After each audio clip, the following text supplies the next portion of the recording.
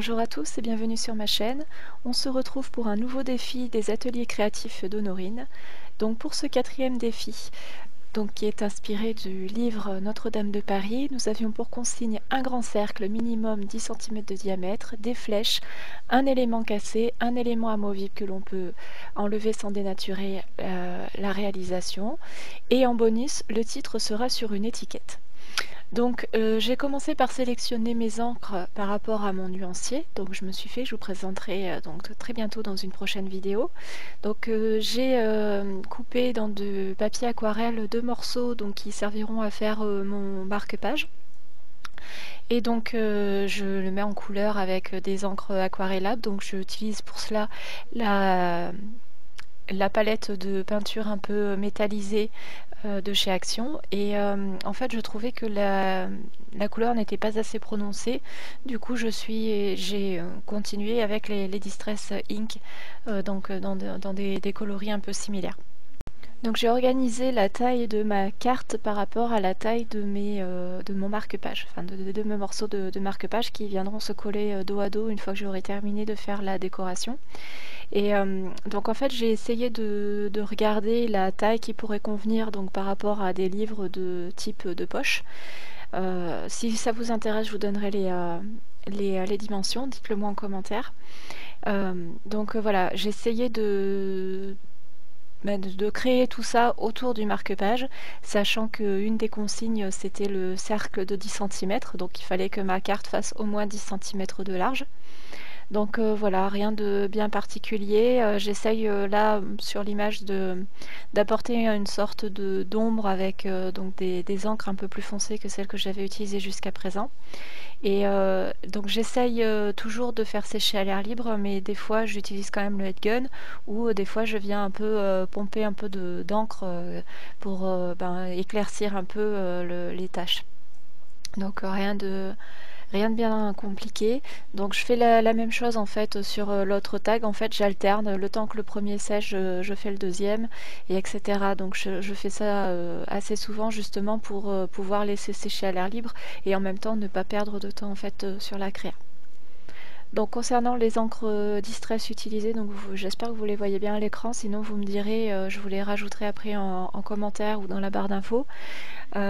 Sachant que vous pourrez aussi retrouver la liste complète du matériel utilisé sur mon article de blog qui sera donc en lien avec cette vidéo.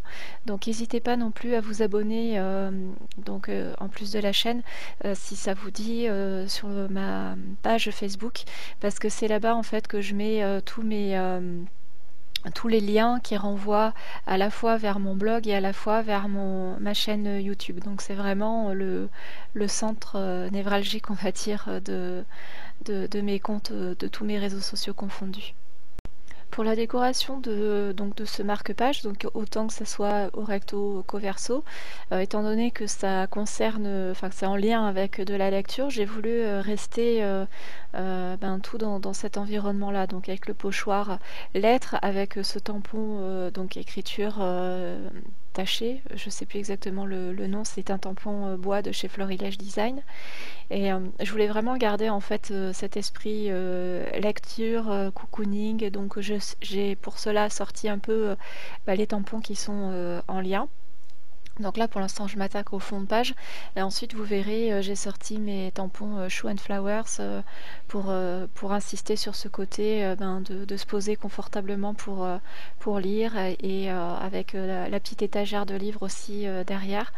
Là, ici, j'avais envie de faire un contour, donc j'ai hésité au début de le faire juste à main levée, et puis en cherchant en fait de l'inspiration dans mes tampons, j'ai eu l'idée en fait d'utiliser ce cadre voilà, de chez Action, une planche de chez Action, pour en faire le contour en fait, et j'ai trouvé que c'était que ça correspondait vraiment à ce que je recherchais en fait. Donc je suis vraiment contente d'avoir trouvé cette astuce.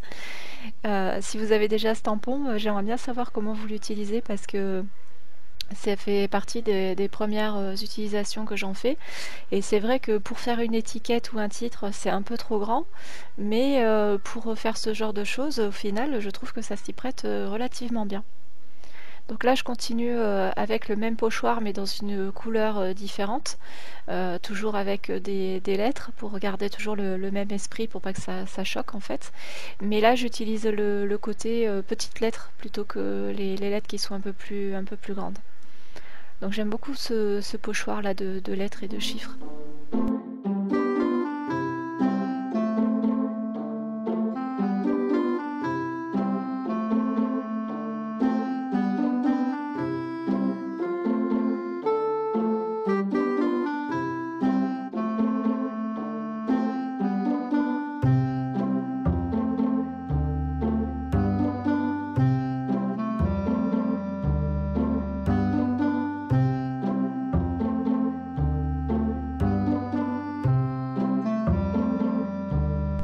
Donc ici, je répète exactement la même opération, mais j'avais envie de changer de cadre, donc tout simplement, voilà, j'ai changé.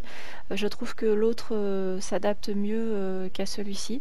Après, c'est que mon avis, mais voilà, je trouve que le rendu est quand même assez sympa.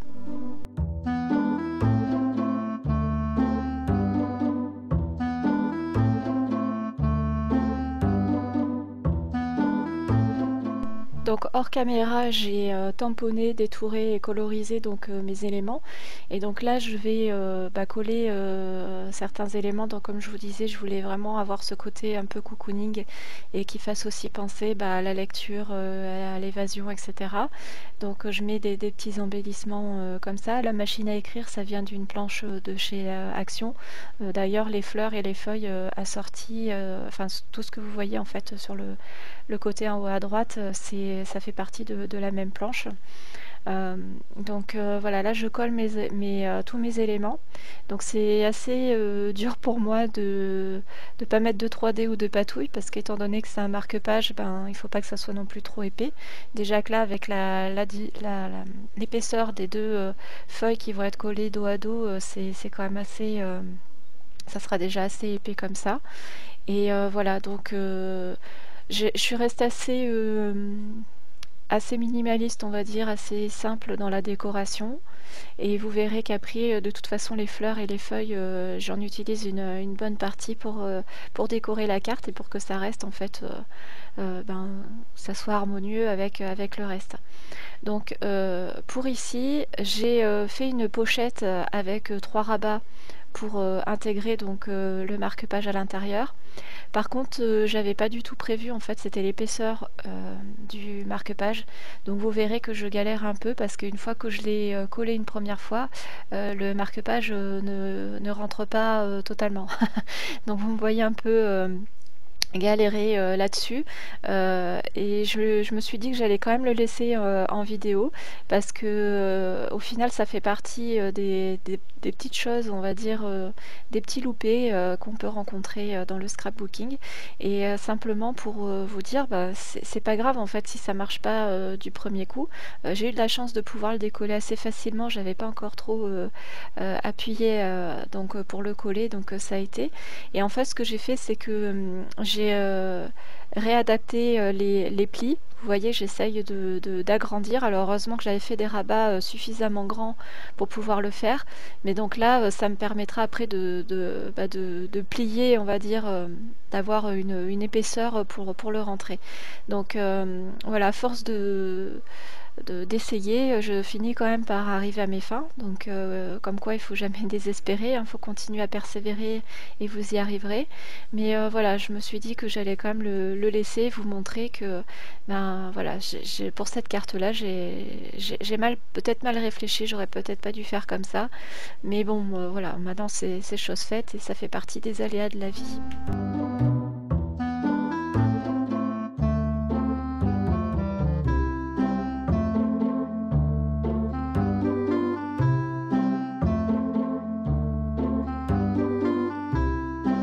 En fait, en voyant cette séquence, je me rends compte que vous avez peut-être pas vu la décoration du fond de carte.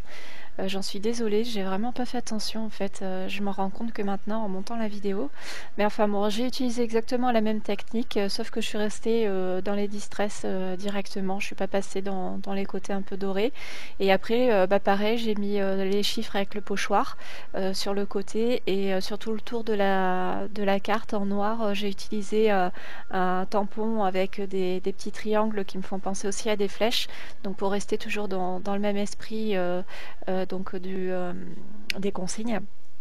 Et donc là, je viens coller, enfin, j'ai collé d'abord mon cercle en 3D, enfin en 3D, en moitié 3D on va dire, parce que je voulais à peu près équilibrer avec le fait que la petite pochette où il y a le marque-page soit déjà un peu surélevée. Et donc là, avant de coller mes éléments, donc les fleurs, les feuilles et tout ça, et la flèche, je les positionne déjà pour voir à peu près où est-ce que je peux les mettre. Et puis après, je viens les coller. Donc certains éléments, je les ai mis en 3D, d'autres non, justement pour apporter vraiment du volume, mais pas tout au même endroit en fait, pour vraiment que ça soit un peu harmonieux. J'aime bien faire, et sur certaines fleurs, vous voyez sur celle-ci, je suis en train de former un peu les pétales rapidement pour que ça ait un peu du volume naturel, on va dire. Donc là, je continue à coller mes petits embellissements. Pour le rond, enfin le cercle où j'ai utilisé un papier à motif avec des flèches, j'ai utilisé une die. Donc je crois que c'est une die de chez Action, c'est la plus grande que j'ai trouvée qui puisse rentrer dans les consignes. Donc elle fait un peu plus de 10 cm, de faire 10,3 ou quelque chose comme ça. Et donc par rapport aux petits éléments que j'ai détourés, en principe j'aime bien laisser un petit liseré blanc autour des choses que je découpe. Et, mais je le fais pas tout le temps, et là vous voyez j'en ai fait un mais vraiment très très fin pour que ça reste quand même relativement discret. Donc concernant mon titre, donc vous voyez j'ai déjà collé mon étiquette en 3D. J'ai utilisé en embellissement, oui, mais une planche de stickers autocollants d'alphabet pour le for. Et pour le You, j'ai utilisé des lettres en bois, donc noires, pareil que j'avais acheté chez Action. Et j'ai beaucoup aimé en fait faire ce titre parce que du coup ça fait vraiment ressortir le You. Donc cette carte, ça sera forcément une carte qui sera offerte. Et là je suis en train de coller le petit embellissement cassé. Donc je savais pas trop comment mettre cette petite épingle. Au début je voulais faire un une impression comme si elle était en train de se casser, mais je n'arrivais pas à la positionner correctement. Donc je me suis dit que j'allais les mettre juste comme ça, proche des éléments centraux de la carte. Et donc pour terminer, j'ai collé des petites perles, des petites demi-perles. Donc voilà, j'espère que cette vidéo vous aura plu. N'hésitez pas à vous abonner, à mettre un petit pouce en l'air, et je vous dis à très bientôt pour une prochaine vidéo. Salut!